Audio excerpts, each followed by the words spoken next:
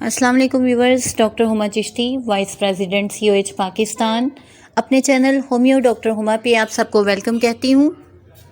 जैसा कि आप सब जानते हैं कि केस शेयरिंग का सिलसिला भी मैंने स्टार्ट कर रखा है, तो ये वीडियो उसी सिलसिले की एक कड़ी है।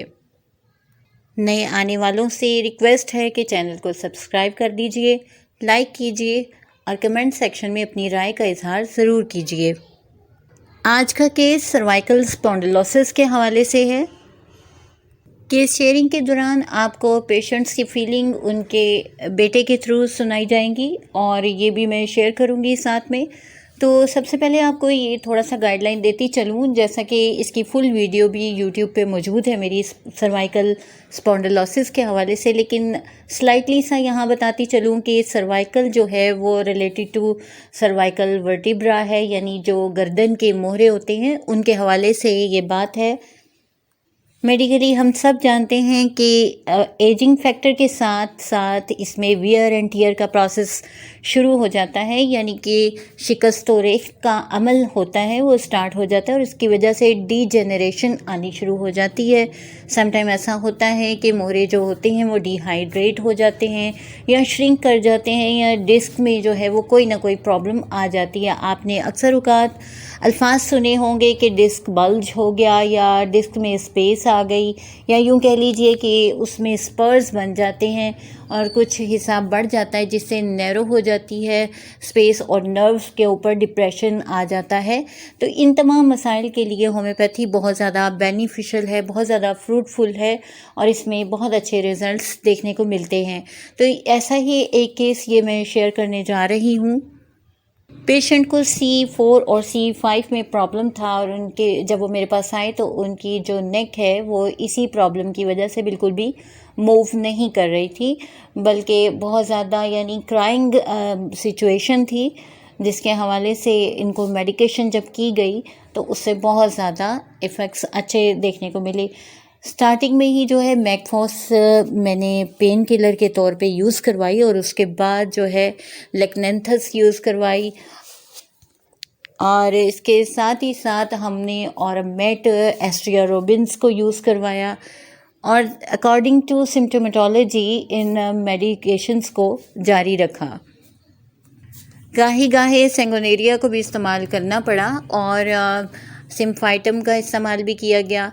तो अकॉर्डिंग टू मियाज़म भी इसको डील किया गया और जो हिस्ट्री होती है पेशेंट की उसको भी लिया और इनकी हिस्ट्री जो है वो बहुत ज़्यादा यानी कि डिप्रेशन की भी आ रही थी, स्पेशली जब थोड़ा होता है फाइनेंशियली हवाले से जब सोचते हैं पेशेंट्स और अप्स एंड डाउन्स आते हैं, उस हवाले से भी थोड़ी हिस्ट्री थी। ब्रायनिया को भी यूज़ किया गया।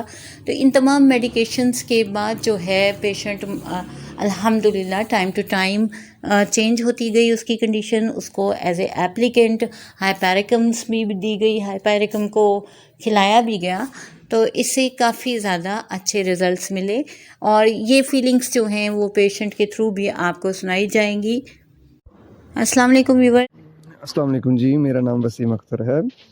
अच्छा, ये जस्ट एक एप्रिसिएशन रिकॉर्डिंग सेंड शेयर कर रहा हूँ इंटरनेट पे कि मेरे वालिद साहब को कुछ अर्सा पहले गर्दन की हड्डी के अंदर प्रॉब्लम पेन स्टार्ट हुई, तो हमने सोचा कि शायद ये मसल्स पेन है।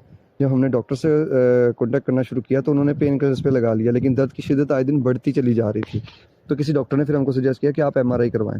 फारूक हॉस्पिटल इकबाल टाउन से हमने MRI करवाई, तो उसमें पता लगा कि जो गर्दन की हड्डी होती है जिसके ऊपर खोपड़ी टिकी होती है वो मेल्ट हो रही है बिकॉज ऑफ एज इफेक्ट। तो हमने फिर इन्हीं डॉक्टर स्पेशलिस्ट से रब्ता किया, तो उन्होंने कहा जी कि एलोपैथिक के अंदर इस चीज़ का इलाज नहीं है, आपको पेन किलर्स के ऊपर ही डिपेंड करना पड़ेगा। और पेन किलर पे डिपेंड करने के साथ साथ उन्होंने कॉलर भी सजेस्ट कर दिया, बट ये कोई परमानेंट इलाज नहीं था। तो किसी ने बताया डॉक्टर हुमा चिश्ती के बारे में अल्फला क्लिनिक पे, तो हमने उनसे कॉन्टैक्ट किया। तो उन्होंने थॉरोली सारी हिस्ट्री लेने के बाद कहा जी कि होम्योपैथी के अंदर इस चीज़ का 100% इलाज है। तो पापा को उनके पास लेके गए, तो उन्होंने पूरा इन्वेस्टिगेट करने के बाद उनको कह दिया था कि आपका 6-7 से 8 महीने का कोर्स होगा और मेडिसिन हमने स्टार्ट करवा दी। But within 2 to 3 months मतलब पापा को रिकवरी आना शुरू हो गई और रिकवरी ऐसी कि उनको मतलब he was feeling very good.